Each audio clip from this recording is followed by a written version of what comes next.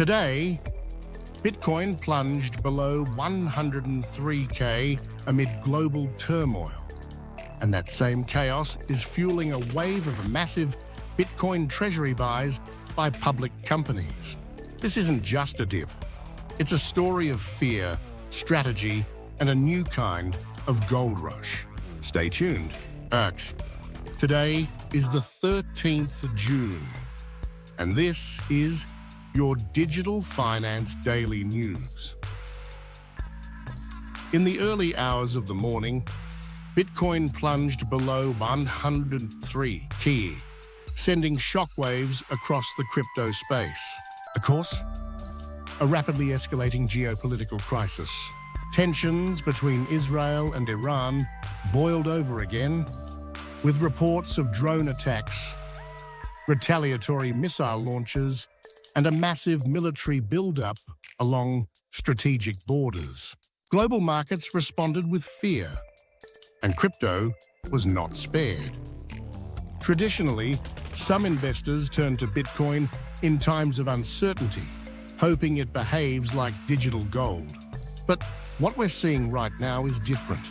Instead of rallying, Bitcoin is tumbling alongside equities, emerging market currencies, and even some commodities. Gold is surging.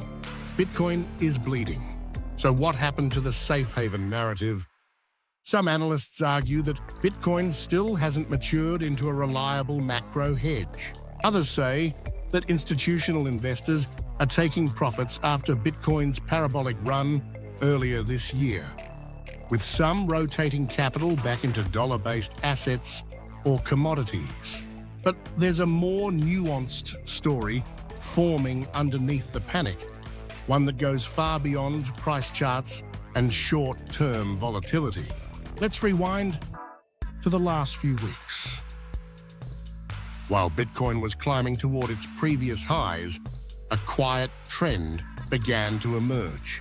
Publicly traded companies, some household names, others flying under the radar, started making substantial treasury purchases of Bitcoin. This wasn't just a Michael Saylor repeat. It's broader, more global, and perhaps more strategic than ever before. Take Meliuz, for instance, a Brazilian fintech firm that just raised over $32 million in a share offering specifically to buy Bitcoin for its treasury. That's a bold move, especially in Latin America, where inflation and currency volatility are pressing concerns. Meliuz is positioning Bitcoin not just as a speculative asset, but as a long-term hedge against local currency depreciation. Then there's GameStop. The meme stock darling turned digital commerce firm recently hinted at another Bitcoin purchase, following its previously disclosed holdings. GameStop may be volatile, but its continued interest in Bitcoin signals a deeper strategy, holding hard assets to bolster its balance sheet. And perhaps most intriguing of all, Anthony Pompliano, one of Bitcoin's most prominent influencers, is launching a $750 million SPAC called ProCapBTC. Its mission? To acquire companies that hold or accumulate Bitcoin. Effectively, Pompliano is creating a publicly traded Bitcoin acquisition machine, Wall Street's version of stacking sats. Together, these moves tell us something very important. While retail panic is driving the current sell-off, institutional players are reloading. They're seeing value in the dip. They're treating Bitcoin like digital real estate, an asset to be accumulated during moments of fear. Let's pause here. This divergence between market sentiment and strategic positioning mirrors a macroeconomic principle. The smart money acts when retail reacts. When fear is at its peak, opportunity often hides in plain sight. And if we zoom out, the macro backdrop could support this thesis. Here's why. Inflation in the United States remains sticky. The latest CPI print came in hotter than expected, The Federal Reserve is now trapped between controlling inflation and preventing a hard landing for the economy. Interest rates are elevated, but growth is starting to wobble. Meanwhile, the dollar index is surging, typically a sign of capital flight and global unease. In this context, Bitcoin's recent decline looks less like a breakdown and more like a macro squeeze. Investors are pulling liquidity from risk assets to cover margins, rebalance portfolios, or flee to perceived safety. But once that flush is over, the long-term narrative could reassert itself. Bitcoin, after all, thrives on distrust in the system, geopolitical tensions, central bank policy uncertainty, currency debasement.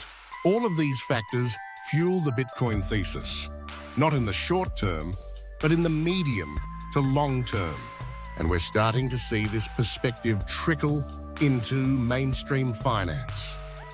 Tephra Digital, a relatively new crypto hedge fund, just reported an 11% return for May. That's in stark contrast to broader market losses. Their strategy? Focused Bitcoin exposure coupled with high-conviction altcoin positions. It's a signal that some institutional players are quietly outperforming through tactical allocation, not panic selling. Meanwhile, analysts are revising their Bitcoin forecasts upward for the second half of the year. If the geopolitical situation stabilizes and the Fed signals a pivot or even a pause, Bitcoin could stage a dramatic recovery. Some projections point to 115K as a realistic near-term target, especially if corporate accumulation continues. But none of this is guaranteed. Bitcoin's path is volatile by nature. What's different now is the caliber of entities getting involved. When companies, funds, and SPACs align their future with Bitcoin, it introduces a layer of resilience that retail alone can't provide. It also means that the next bull market may look less like a hype-driven frenzy and more like a slow, strategic capture of value. So what should you take away from today's crash? First, Bitcoin is still deeply connected to global macro currents. It's not immune to war, policy shifts, or fierce cycles. Second, the most influential players aren't panicking. They're planning. Meliuz, GameStop, ProCapBTC. These aren't just names. They're blueprints for a future where Bitcoin sits alongside cash and equities in corporate portfolios. And third, we're living through a transition moment, one where Bitcoin's narrative is being rewritten not by Reddit posts or price predictions, but by boardrooms and balance sheets. This is not financial advice, but it is a call to observe closely. Because when billion-dollar decisions are made during moments of chaos, history tends to look back and call them visionary. Stay informed, stay focused, and most of all, understand the bigger picture. If you enjoyed tonight's daily news, please hit the like and subscribe button.